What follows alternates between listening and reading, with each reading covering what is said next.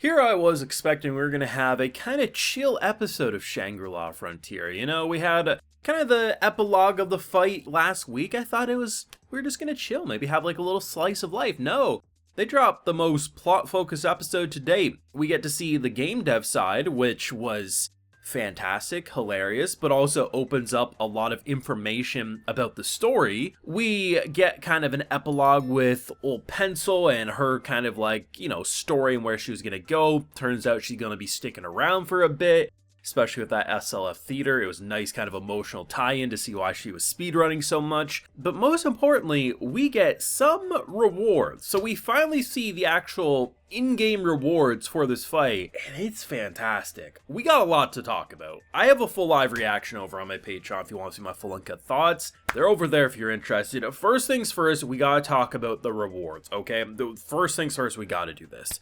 So first up, we have what probably a majority of gamers do. Here's a book. It's the story. Yeah, I'll read it later.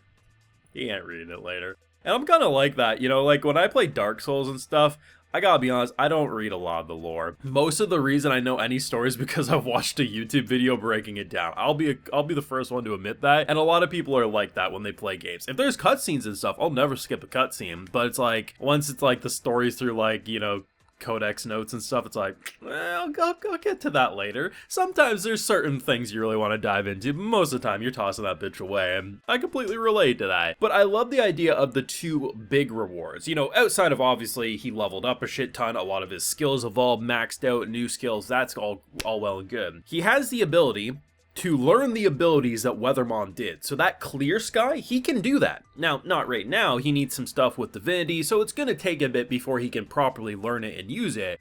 But that's actually incredible, especially given that apparently Weathermon was supposed to either be the mid-game or late-game boss out of the big bosses that they made for the main story. So that could turn the tables, especially if we look at how they ended this episode with the tease of the first boss we attempted, which was that big wolf. If that's going to be the next one and we can maybe get some clear sky up there, I mean, that could be pretty interesting. But the biggest was the inventory. Now, Sunraku downplayed it, okay? Now, he changed his tune once he went into the inventory, but he got a bracelet, which is really cool because it's an extra inventory space that can't be robbed, can't be looted, they can't take the bracelet off you, so in theory, you could store a lot of things that you want to make sure you never lose. It's kind of like when you play online games that does have PKing, you usually store certain things in a bank or a vault within a city so they can never be looted if you're in the world and get killed. This is pretty much like that, but it's like on you at all times. That's really, really cool. He downplayed it completely, changed his tune once he went in there and saw that there's, we got the Super Sentai suits. Oh, we got mechanical steeds. I don't know if he can use all that right now, but I mean, the idea that he has the ability in time to use Clear Sky, in time probably be able to use some mechanical mounts or enhancement suits. I doubt he can use all that right away. I think it would make him a little too broken, so there's probably going to be a catch to it. But either way, anyone who is complaining that he didn't get enough from that, not only did he progress the story, not only did he gain a bunch of skills, most importantly, he has an inventory with, like, I swear to God, stuff from other video games, but at the very least, endgame level items that potentially he could use in the near future or in the late game, who knows. Can't be robbed if he wants to store certain things, and yeah, he's eventually going to learn Clear Sky. Now, granted, he is in the situation that all gamers loathe, which is, okay, we're finally progressing the main story. NPC wants to talk to us. You gotta go collect some. It's like, yeah. There's an order to things. There's a method to. It's like, listen, we know it's a fetch quest. We're dealing with it.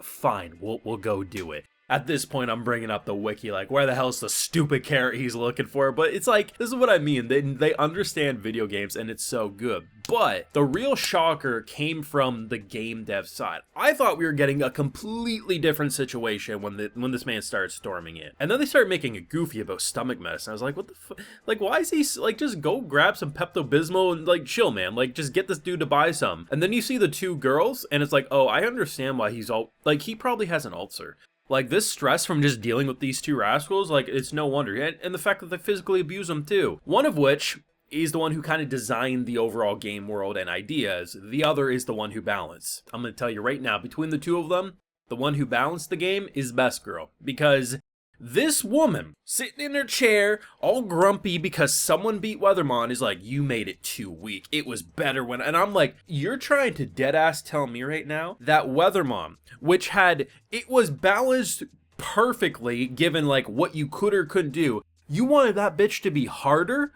It would have been impossible. Like, I understand why they get into such heated arguments, because you have this, like, great idea of, like, Weathermon as an idea is clearly very interesting and great, but you need someone to give that reality check of game balance, because knowing what we just saw there, it was Weathermon was probably, like, 1,000 health points stronger and 1,000 times more difficult. Like, that's probably the bullshit we experienced. But it really opened up a lot of interesting things, because one, it confirms there's going to be no punishment for Sunraku, which you want to say, well, why would there? But you never know with game devs, right? Especially in shows like these, they might say, oh, he probably did cheats. We're going to invent. No, like they immediately said, we can't even get mad he didn't cheat or they didn't cheat. I'm pissed off because, you know, they went outside the order, but, you know, they are doing things correctly. Like they're just doing things in ways we weren't predicting. And the scales is something we didn't anticipate, which is pretty much the thing that tipped the scales in their balance, sort of a thing. Very, very, very cool. Like, it just, knowing what we know now about the game dev side, knowing what we know about the rewards, and the fact that we did a mid-game boss, because when you look at Soulsborne games, hell, even some Zelda games, like, you can do a lot of Zelda temples in pretty much any order you want, up to a certain point, but the biggest is kind of like, you know, an Elden Ring, a Dark Souls, a Demon Souls. You can pretty much do whatever you want, not even, like, with glitches, like, you can kind of go wherever you want, and sometimes we go and fight things that are meant more for the mid-game, and we're like, what the is this even possible? And our stubborn asses continue to do it rather than backtracking and going for maybe the first or second boss that's intended rather than the 7th from the get-go. This is pretty much what happens, and I really like the idea that it continues to feel like a game through and through. And honestly, the SLF Theater this week was probably one of the best ones. I'm not really big into them. They've been fine and fun to follow. It's extra low content, it's whatever. But the idea that we get to see Pencil, who pretty much is like, you know, saying goodbye to Set, and, you know, I'm like, okay, you know, it's nice, you know, it's understandable. You're in a VR setting, it feels like a real connection. But then you see what she did to get there. She rushed, she speed ran the intro of the game because she pretty much started from nothing again because she, you know, she lost everything. The idea that she speed ran, did everything, and got there because she's like, you know, it probably didn't matter because ultimately you're gone and, you know, you're just an NPC, but it's like, the what if? Like, what if I did get there before the next morning? Would I have gotten to see you one last time? It was actually a pretty emotional little moment, which I wasn't expecting from SLF Theater, which is usually just goofy and gimmicks, or just like, oh, here we go again, she can't get a date.